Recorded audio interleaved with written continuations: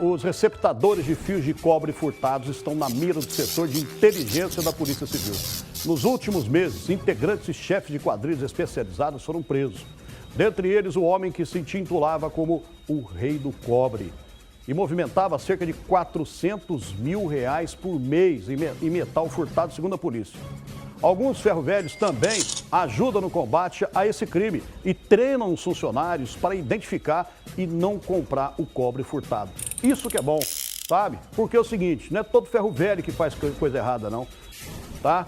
É uns e outros aí que fazem isso, porque o sério, ele chama o funcionário e fala, olha, preste atenção, não compre nada aqui que seja suspeito. Esse é o ferro-velho sério, tá? Porque muita gente vive aí de ferro-velho, nesses ferro-velho, e vive honestamente. Alguns não. Alguns querem levar vantagem e acabam desse jeito depois, cercado e preso pela polícia. Vamos lá.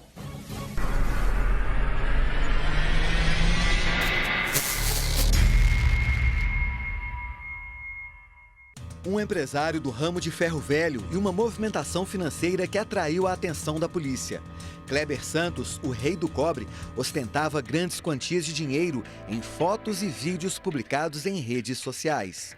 Não, acabei de arrumar a casa, espalhou tudo aqui na sala, a cozinha ficou toda cheia de negócio. Ficou só um pouquinho aqui em cima da mesa, ainda bem que não vou lá pra fora.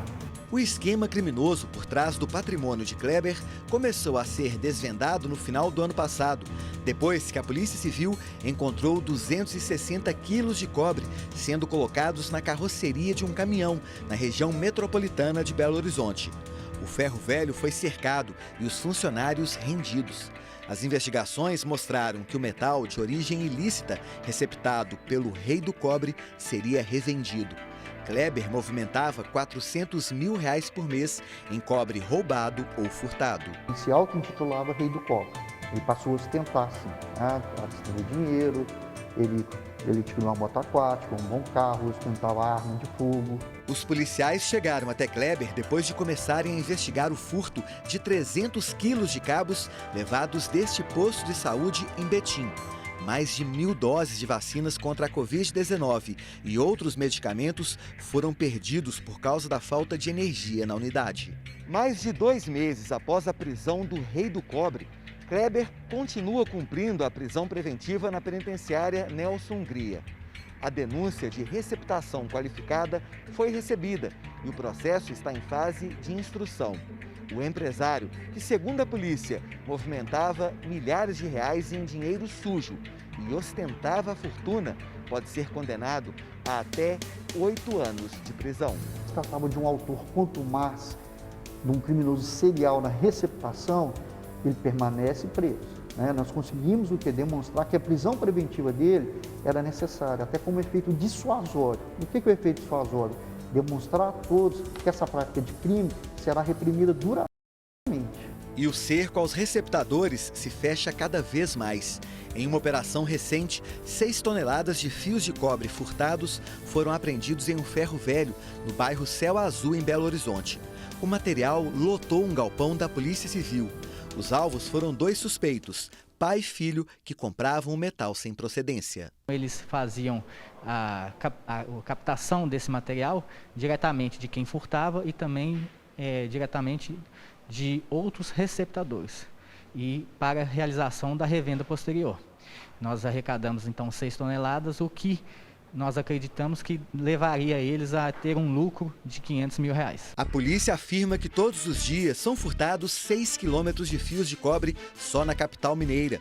Um levantamento feito por operadoras de telefonia mostra que em todo o país, a cada 5 minutos, consumidores ficam sem internet ou telefone porque alguém cortou a fiação. A maior operação de combate a este crime no Brasil foi em junho do ano passado, realizada aqui em Minas também. O alvo da polícia foi este empresário.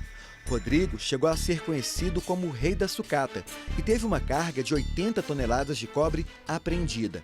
A fortuna do empresário, que administra ferros velhos e uma fundição de alumínio em Pequi, na região central do estado, foi exposta. Mas, segundo Rodrigo, não ficou provado que a origem do cobre era ilícita e ele teve a carga avaliada em R$4 milhões devolvida. Para isso, teve que fechar um acordo de R$40 milhões com o Ministério Público e o Estado de Minas Gerais, referente a dívidas tributárias e crimes fiscais. Hoje, o empresário garante que não tem mais problemas com a polícia e que todo material que chega é conferido. A gente faz o processo de triagem do material. Até então, a gente não fazia apreensão do material impróprio e sim devolvia para o próprio fornecedor. Hoje a gente faz o processo de apreensão desse material e fica aqui para a empresa retirar. Mas como descobrir se o cobre é produto de crime? Tem como diferenciar esses fios retirados da rede elétrica e da telefônica? Como a polícia intensificou as investigações para identificar e prender os receptadores, os ferros velhos que trabalham na legalidade já treinam os funcionários para não comprar material furtado. Aqui, a fiação fica em uma mesa para que os funcionários não se enganem e reconheçam o metal, mesmo após a queima feita para derreter a capa sobre o cobre e dificultar a identificação da origem do cabeamento. A gente tem a fiação da telefonia aqui furtada ou roubada. Ela é normalmente retirada dessa maneira aqui dos postes, do cabeamento e passa por um processo até chegar naquele ponto ali, né, Cleber? Exatamente. Aqui o que o pessoal faz? Muitas vezes age de má fé. Isso aqui é um cobre de fiação telefonista.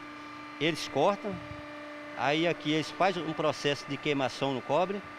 Aí chega a esse ponto, terceiro... Ou seja, tirou o plástico aqui primeiro. Exatamente. Eles cortam esse plástico, aí fica assim. Aí eles vão lá, queima.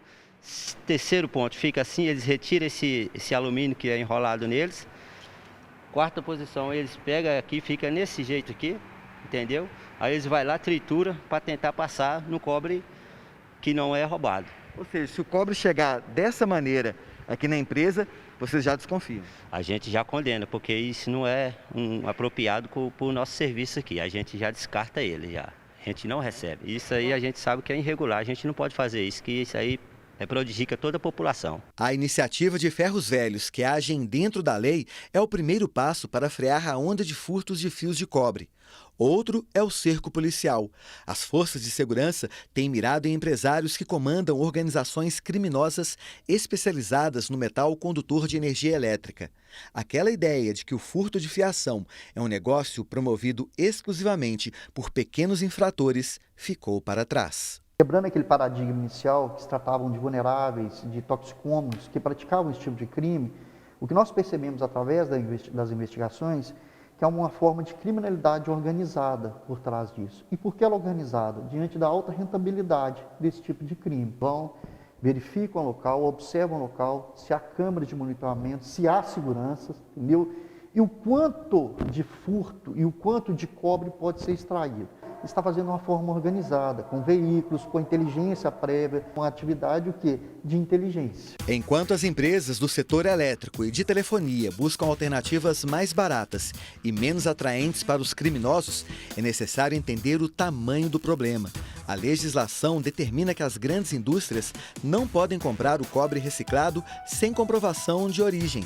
Mas as quadrilhas envolvidas no esquema emitem notas frias e conseguem lucrar muito infringindo a lei. Ou seja, a prática de furtos e a receptação estão ligadas a crimes de sonegação de impostos e lavagem de dinheiro. Uma cadeia criminosa milionária que atinge serviços essenciais e precisa de uma solução rápida e eficaz.